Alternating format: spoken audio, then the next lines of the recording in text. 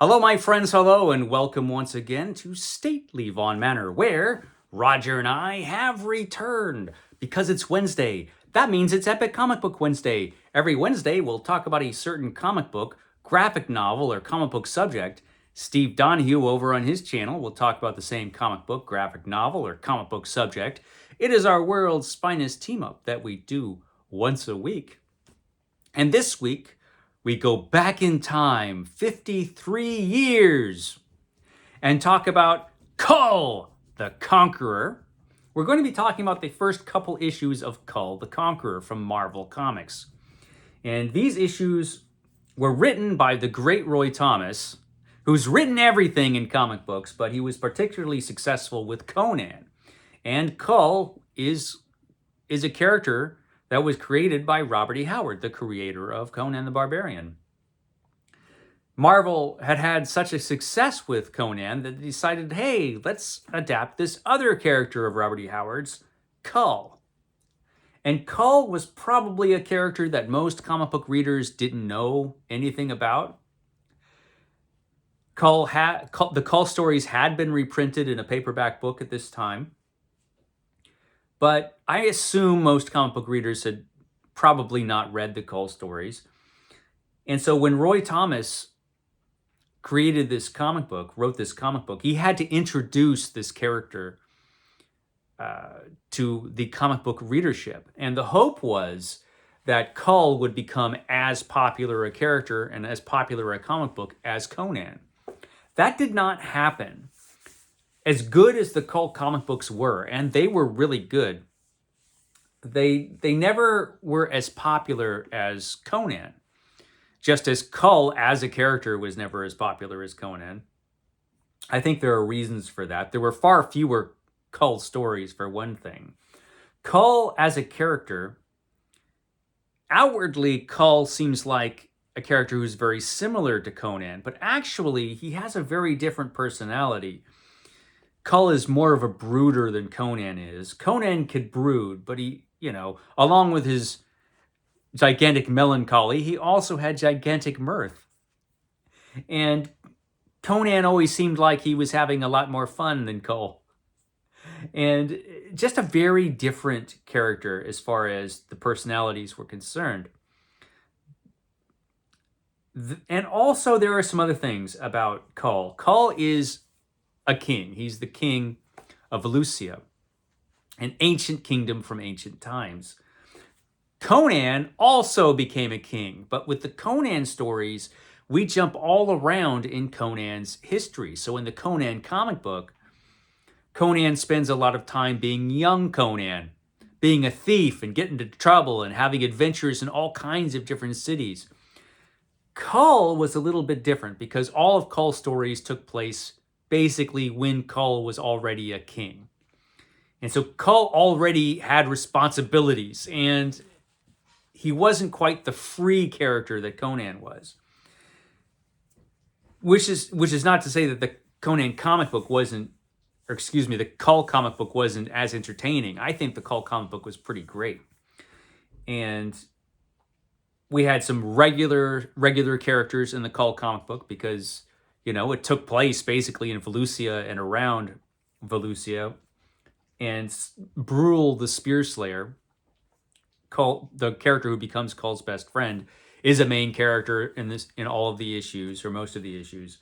And we have some other regular characters that show up in the comic. It just feels very different from Conan. But like I said, it was great.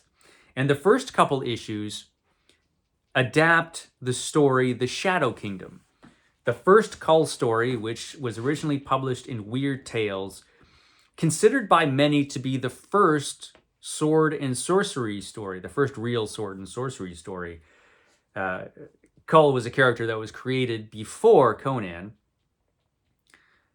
I'm not sure I would agree that The Shadow Kingdom was the first sword and sorcery story. I'm not sure that it matters. It is one of Robert E. Howard's greatest stories. It is just a great, great story. If you've never read it, you should read it. You should read all of the Kull stories. Just great stuff.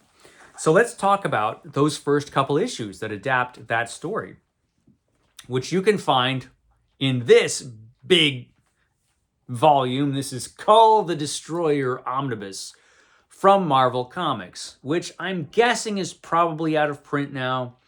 Although I have hopes that Titan Comics, who now has the rights to Kull, I'm hoping they reprint this. They have plans to reprint a bunch of omnibuses that Marvel printed of these characters, of Robert E. Howard's. So hopefully they'll reprint this, because this is glorious. This is just a great omnibus. And I'm going to take the dust jacket off because this omnibus is kind of heavy and I don't want it slipping away. It might slip away from me. We don't want that. I will put the dust jacket there. It looks kind of cool under the dust jacket, actually. Look, there's Kull's computer-generated crown. There it is. So let's go into the omnibus here. Now, before Kull got his own comic book,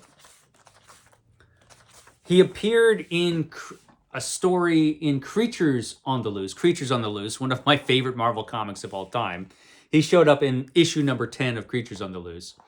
And the artwork was actually by Bernie Wrightson, which is interesting. Bernie Wrightson, the co-creator of Swamp Thing and one of the greatest horror artists of all time.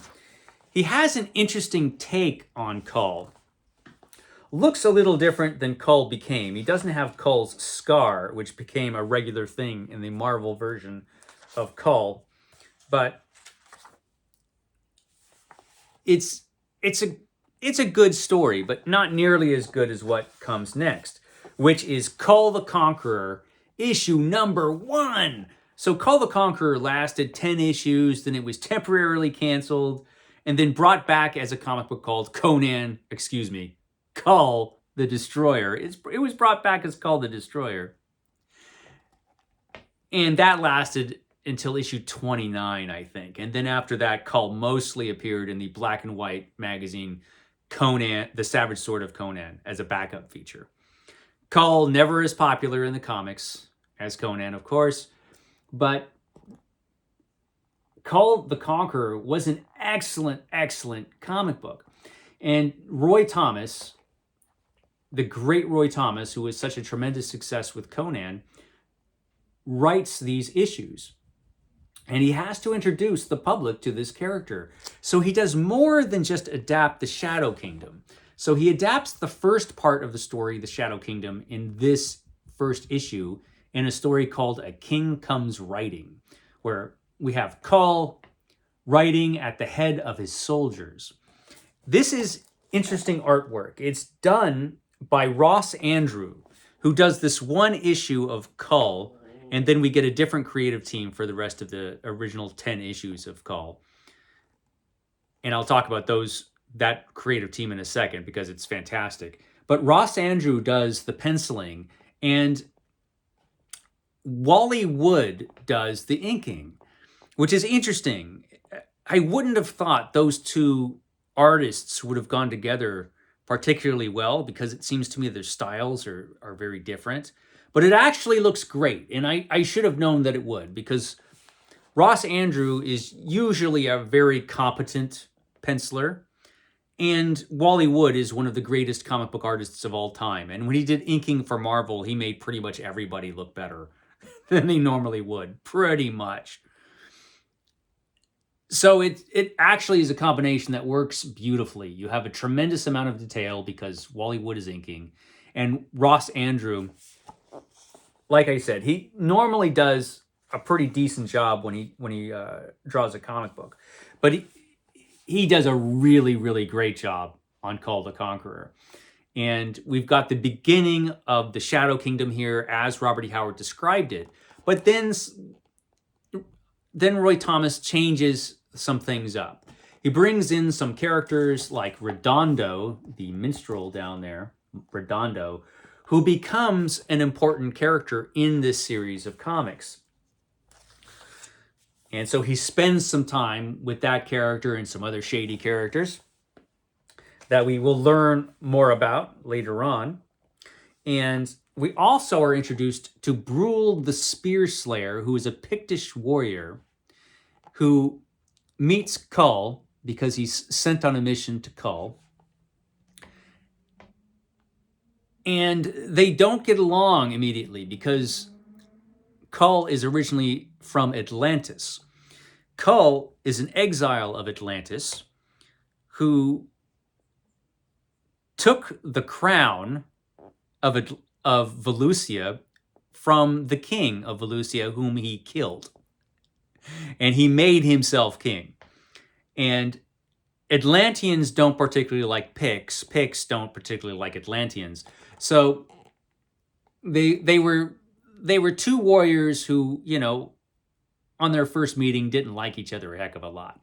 However, that does change, and they become buddies pretty quick in the Shadow Kingdom.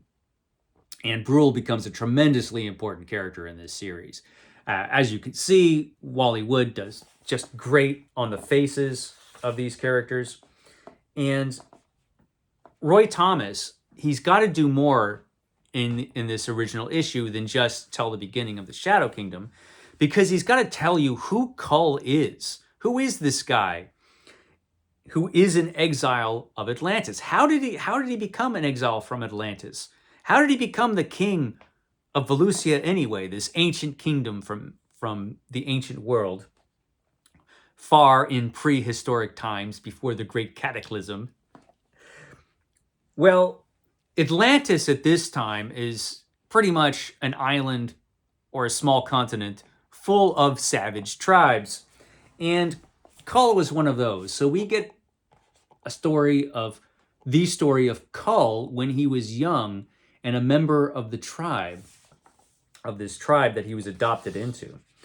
And he has to leave Atlantis because there was this young lady who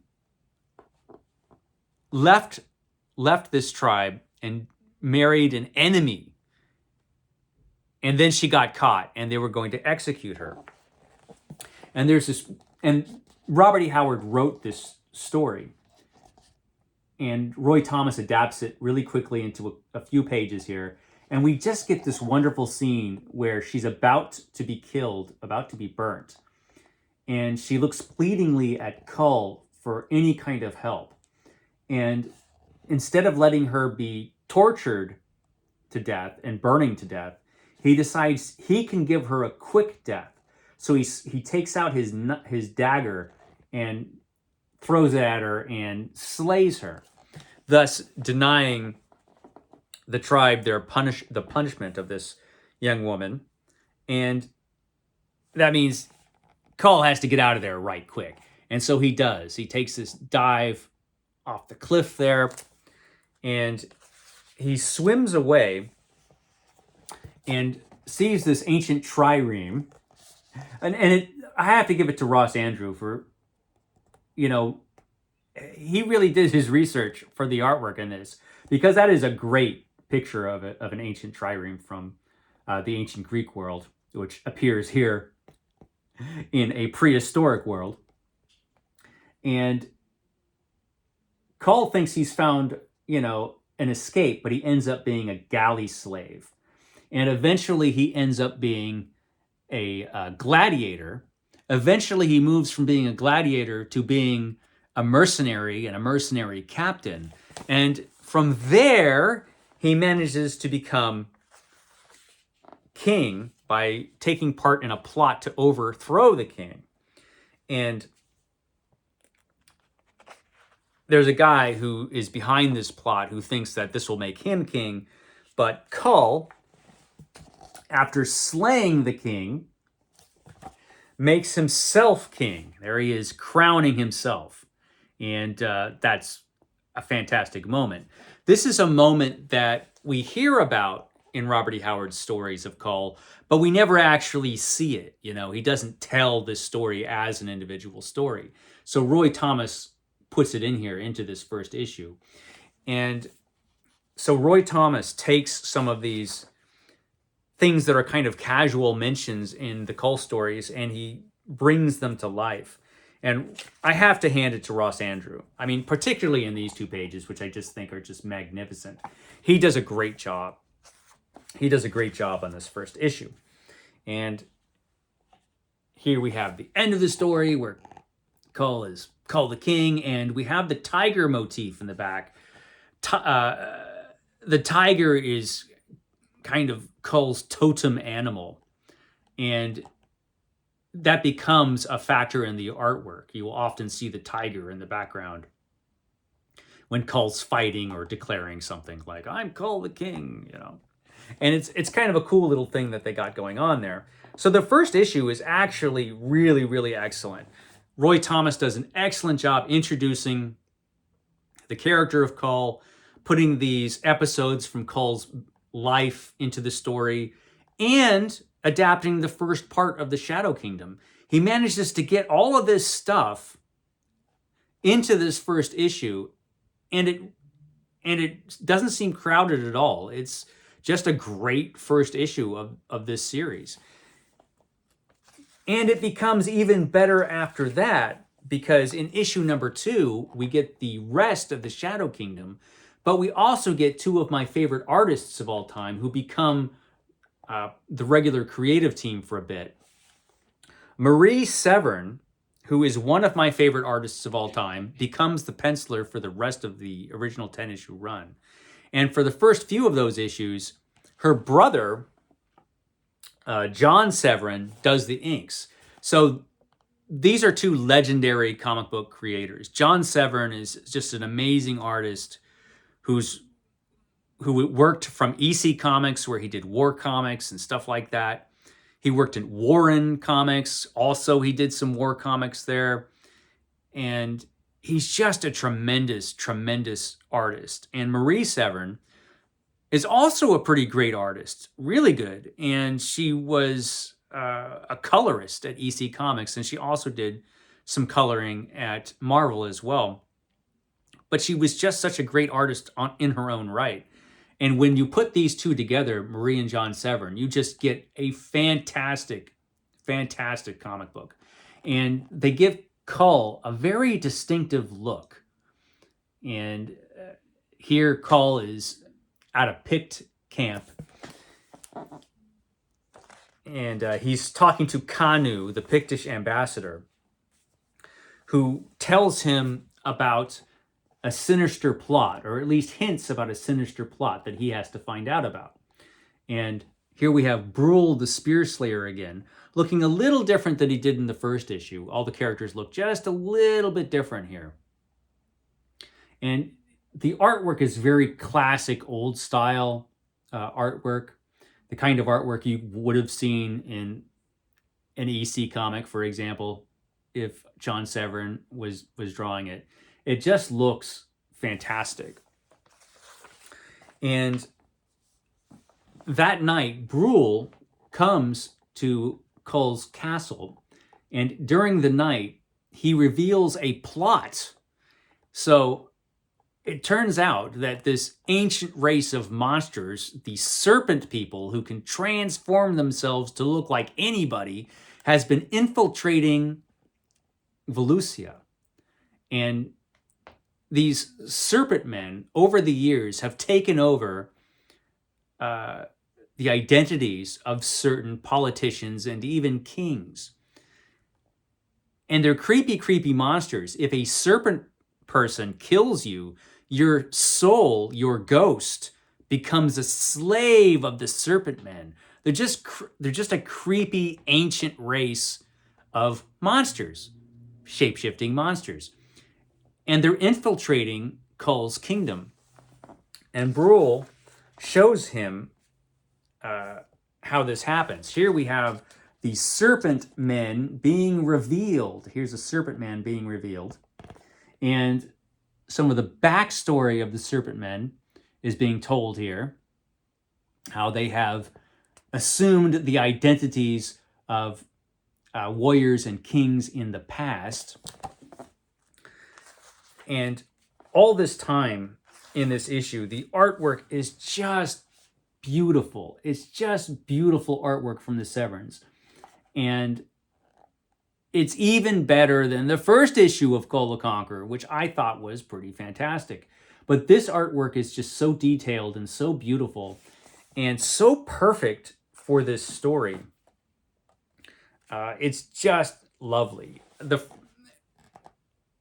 and it gives this comic book a unique look that really differentiates it from the Conan comic book.